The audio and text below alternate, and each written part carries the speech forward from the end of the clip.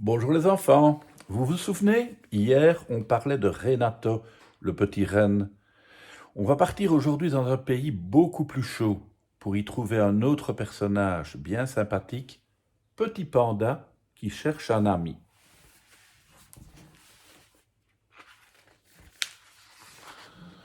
Dans une forêt lointaine vit Lee, un petit panda.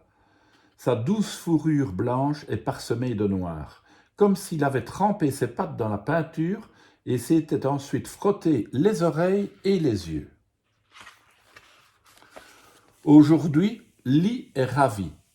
Il part en vacances à la montagne avec ses parents.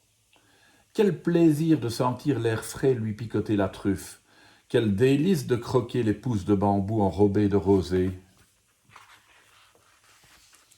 Un jour, alors que Lee et son papa explorent les environs, ils aperçoivent un panda marron près d'une grotte.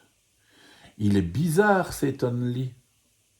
Ce n'est pas un panda, mais un ours brun, rectifie papa. Lee sourit alors à l'ourson qui regarde dans leur direction. Mais celui-ci tourne la tête. Pas très sympathique, bougonne Lee. Les jours passent et Lee est de plus en plus triste.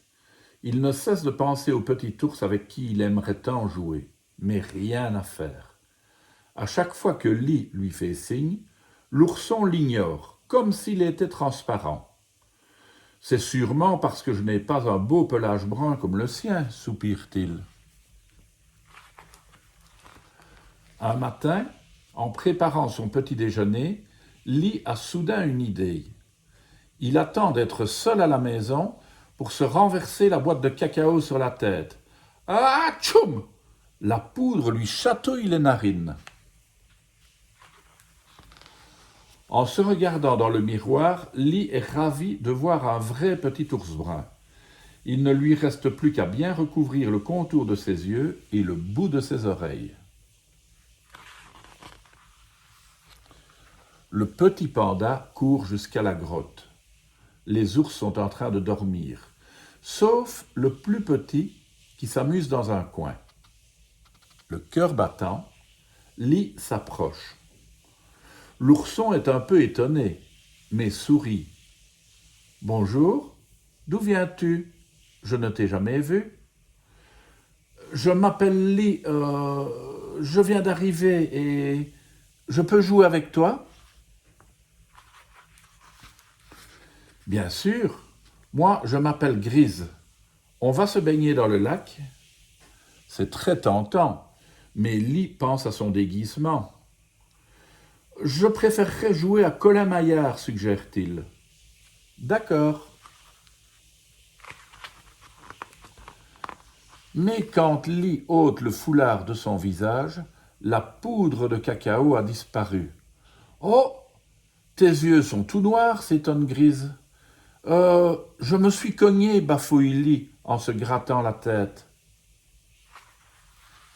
Oh, tu as une tache blanche sur la tête, insiste l'ourson. Décidément, rien n'échappe à Grise. Heureusement, sa maman leur apporte le goûter. Dépêchez-vous de manger vos glaces au miel avant qu'elles ne fondent. Miam, quel régal! Lee lèche ses pattes pour ne pas en perdre une miette. Oh Lee, tu as vu? Tes pattes sont toutes noires, lui lance Grise. Je me suis sali, balbutie Lee, confus. Comme ses mensonges deviennent plus gros que lui, Lee change vite de conversation. On joue à saut-ourson? Les deux amis s'amusent toute la journée. Ils sont tellement absorbés par leur jeu qu'ils n'entendent ni la maman de Lee l'appeler, ni le tonnerre gronder. Soudain, l'orage éclate et la pluie se met à tomber. Le temps de se réfugier dans la grotte, la poudre de cacao dégouline sur la fourrure de Lee. Elle a même complètement disparu lorsque les deux amis sont enfin à l'abri. « Oh !» s'exclame Grise, « mais tu es un panda ?» Honteux, Lee reste muet. « Mais pourquoi tu fais semblant d'être un ours ? Je voulais jouer avec toi. Et toi, tu m'ignorais parce que j'étais différent. Mais non, ne crois pas ça. Tu ne sais pas que les ours ont une très mauvaise vue? En fait, je ne vois pas plus loin que le bout de mon nez, rigole Grise.